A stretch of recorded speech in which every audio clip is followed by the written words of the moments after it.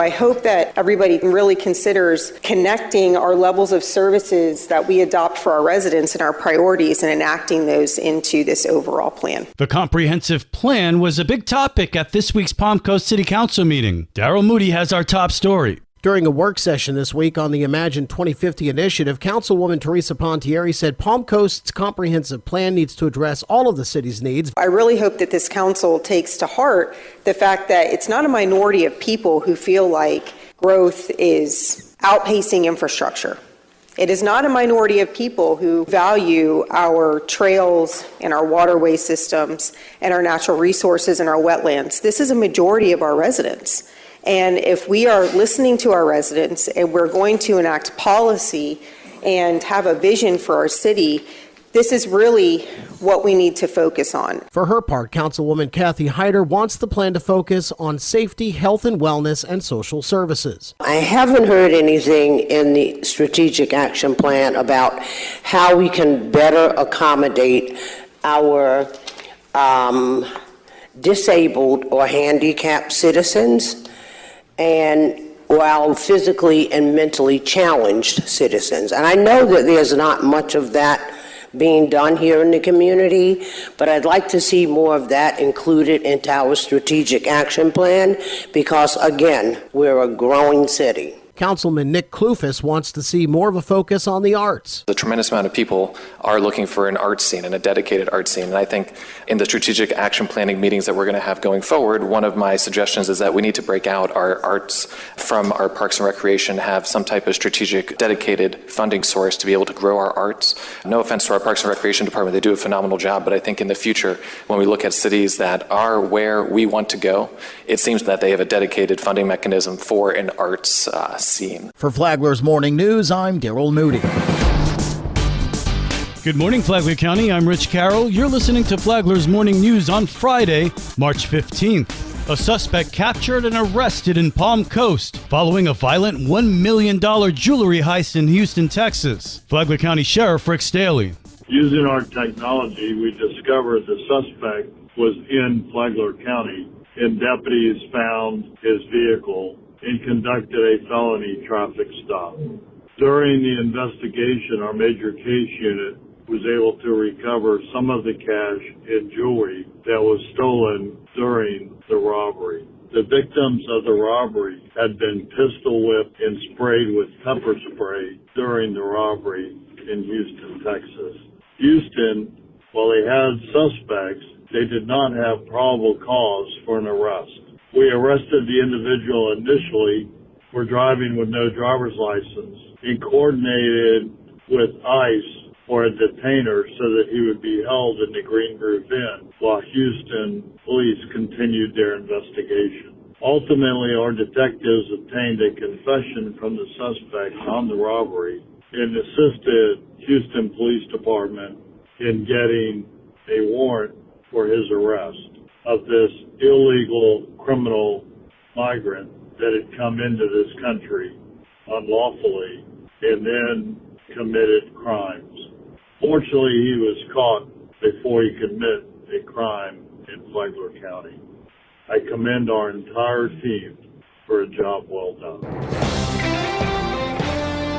This local news is a service of Flagler County's Toyota dealer, Beaver Toyota US 1 St. Augustine, here to wow you.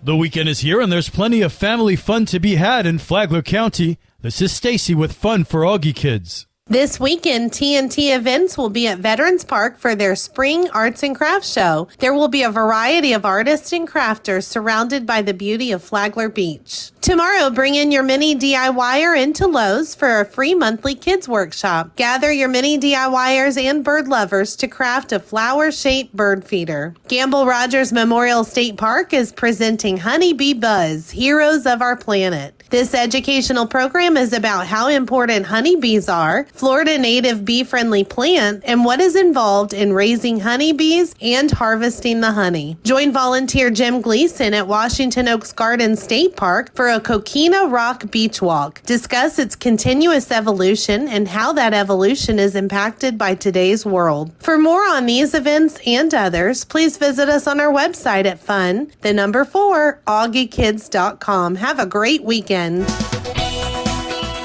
And now you're up to date on Flagler's Morning News. I'm Rich Carroll. And now, Mike Licio with your WNZF local sports update. In a rematch at FPC Wednesday night, the Bulldog girls lacrosse team looked to avenge an early season come-from-behind win by the Pirates. Matanzas led 4-3 at the half, but FPC rallied to tie the game at 7 with 4 minutes left. Chloe Long scored the game winner with 34 seconds to go, and FPC took an 8-7 win. After the first meeting, Coach Katie Cassidy's team made adjustments. We've changed just about every component of our game since the last time we played them, so it was good to see those things in action and get them to work. Her Bulldogs take on Mandarin tonight at 5. The Mustangs and Bulldogs boys teams will play immediately after. Last night on the Flagler Radio YouTube channel and the WNZF Facebook page, we streamed Game 2 of the Old Kings Diamond Series between Matanzas and FPC. The Bulldogs won Game 1 9-5. With FPC up 2-0, Cody Clymer came to the plate. That one is lined to left field. It is a base hit. 1 run will score.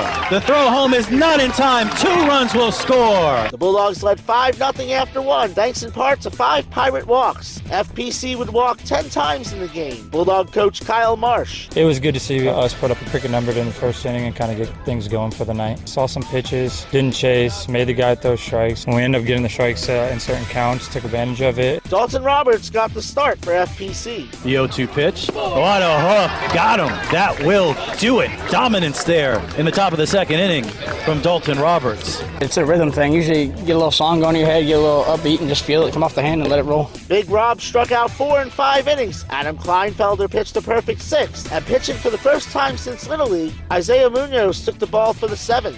The 2-strike pitch, grounded to second base, fielded there, the throw to first, in time, and that will do it. The FPC Bulldogs are Flagler County champions of baseball as they sweep the Old Kings Diamond Series and take Game 2 10-3. The Pirates take on Seabreeze at the Jackie Robinson Ballpark. FPC hosts Columbia. Softball, FPC beat New Smyrna last night 7-2. Matanzas pitcher Leah Stevens got her 3rd no-hitter of the season against Taylor Tuesday. She was also the Kiwanis Club Athlete of the Month. Last night, University handed the Pirates their first loss of the year, 3-2. Tuesday, 3 FPC girls soccer players announced their commitments in a ceremony at the school. Savannah O'Grady to Eastern Florida State, Caitlin Steiner to Warner, and Sam Jennings to Coker.